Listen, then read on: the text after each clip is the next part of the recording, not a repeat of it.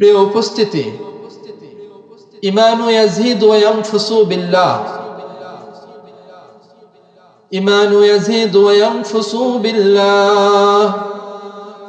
কিছু কিছু জায়গা আছে গেলে মানুষের ঈমান বৃদ্ধি পায়, আর কিছু কিছু জায়গা আছে গেলে মানুষের ঈমান কমে যায়।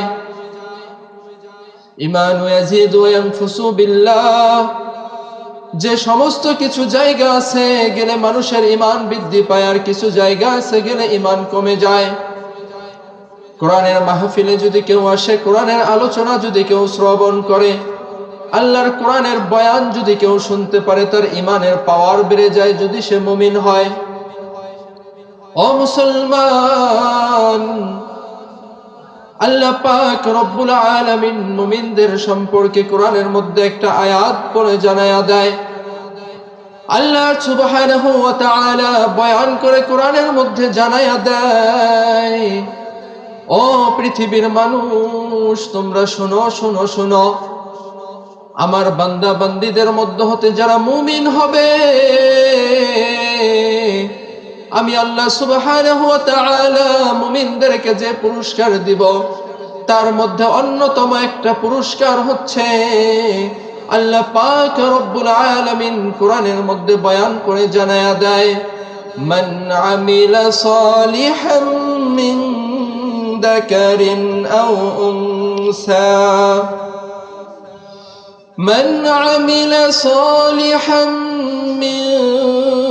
যাকারিন আও উনসা ওয়া হুয়া মুমিন وهو مؤمن فلنحيينه حياة طيبة ولنجزينهم أجرهم بأحسن ما كانوا يعملون।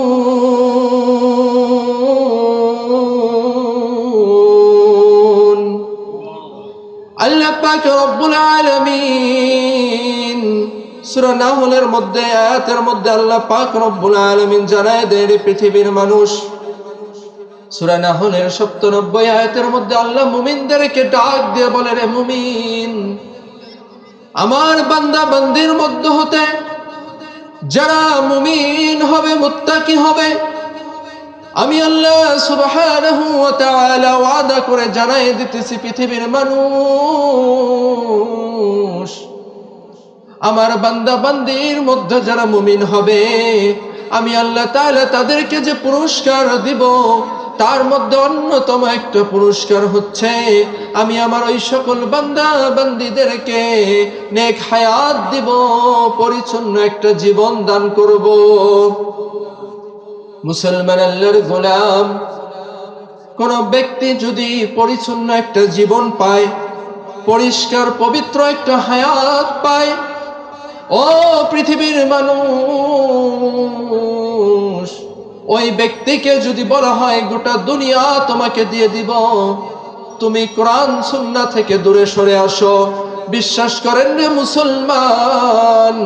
ওই ব্যক্তি কখনো কোরআন হাদিস থেকে দূরে সরে যাবে না। ও মুসলমান আল্লাহর গোলাম, কোন ব্যক্তি যদি মুমিন মুত্তাকি হয়, আর আল্লাহ পাক রব্বুল আলামিনের ঘোষণা অনুযায়ী তাকে যখন একটা পবিত্র হায়াত দেওয়া হবে, ওই ব্যক্তিটা কখনো সুদের সঙ্গে জড়িত হবে না। ও মুসলমান, এলাকার মধ্যে অনেক যুবক ভাই দেখতে পারি ৫ ওয়াক্ত নামাজ পড়ে, না মুখে দাড়ি রাখছে, শরীরে দেখলে তাকায়া দেখলে নবীর সুন্নতটা বিদ্যমান পাওয়া যায়। ও মুসলমান আল্লাহর গোলাম, আবার কত যুবক আছে দেখবেন যে তার ভিতর তো সুন্নতের কোনো বালাই নাই, আবার কোরআন হাদিসের বিরুদ্ধে কথা বলে।